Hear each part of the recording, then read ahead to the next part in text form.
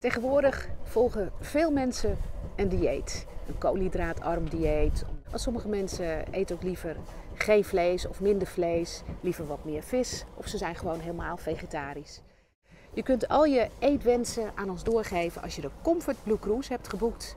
Daar houdt de kok dan rekening mee. Geef het wel uiterlijk 2 weken voor vertrek aan ons door. Het geldt ook voor mensen trouwens die een glutenallergie hebben, de celiakie of een lactose-intolerantie. Dit is allemaal geen probleem. Op de Comfort Blue Cruise kunnen we daar rekening mee houden.